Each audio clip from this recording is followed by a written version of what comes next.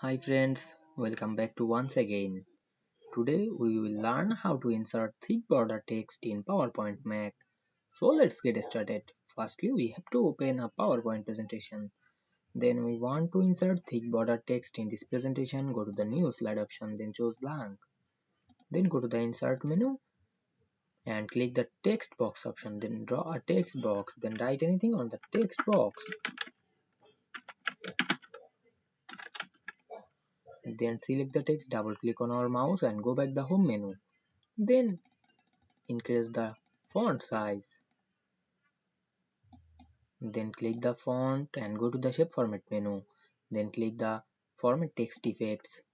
Then go to the fill color option and choose the text outline. Then choose solid line. Then click the text fill color. Then choose no fill color.